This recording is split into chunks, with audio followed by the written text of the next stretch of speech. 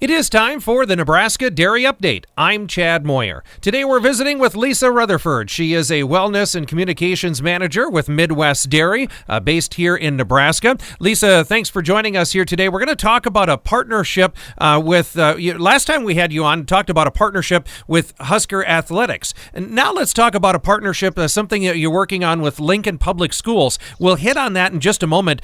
First of all, tell me a little bit about some of the discussions and some of the conversations between dairy farmers and schools in general. Why is that something that Midwest Dairy focuses on?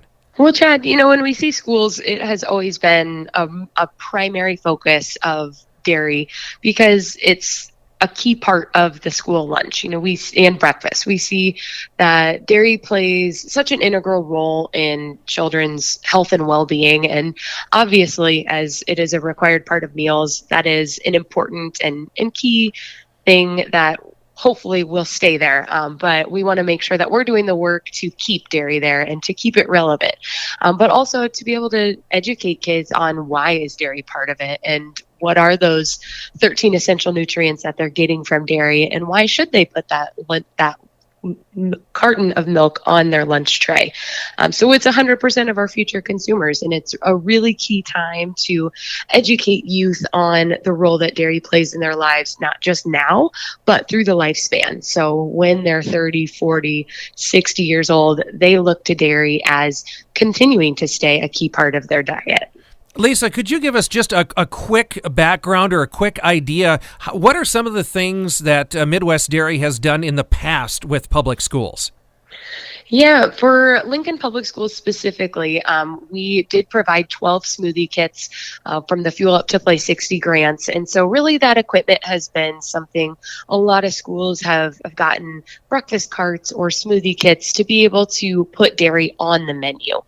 So really allowing them to afford to be able to start up those programs that they've really wanted to give kids the experience. And so, now we're almost looking to not necessarily transition, but to complement some of those programs with some different marketing materials. So, giving them that experience and now really laying the foundation for why should they experience or why should they have those smoothies and, the why behind that experience. So the nutrition that dairy's giving, the environmental sustainability story that dairy has to share. So really kind of layering that in. Yeah, well, expand on that a little bit more, because like you say, the conversations continue. Specifically, like you said, a good example, Lincoln Public Schools. I understand you're working with 10 schools in Lincoln this year. Tell me a little bit about how you're expanding that message and continuing to be in front of students. So as Lincoln Public Schools, the second largest district in Nebraska, a really awesome opportunity to reach, as you mentioned, 10 of their schools. So overall, they have 42,000 students. So if we can show that we can have an impact there, really great opportunity to be able to take that and replicate it in other schools. So they have a wellness coordinator, Michelle Welch, who has been an awesome asset for us and really a thought leader because she's able to really target what works with students and what's the messaging that really resonates with them rather than just slapping a logo up somewhere or, just saying you should be drinking milk or here's why this smoothie is healthy. Really being able to get that messaging that resonates with them. So she's been able to get some different marketing materials put together and we're testing those out. We're seeing, if we can target both students and the parents to say, hey, we've got school breakfast, starts at 8:30. That just allows them to say, oh, we didn't even know that was a thing. Let's drop off a little bit earlier, skip that busy long line, and that helps to get that breakfast. And we know kids aren't often eating breakfast.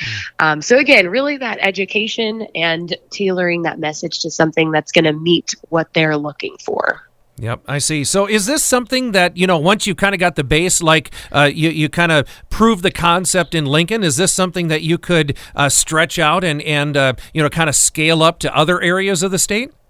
Ultimately, that would be our absolute goal is see, again, with schools always looking to be innovative and to provide them the resources that they're looking for.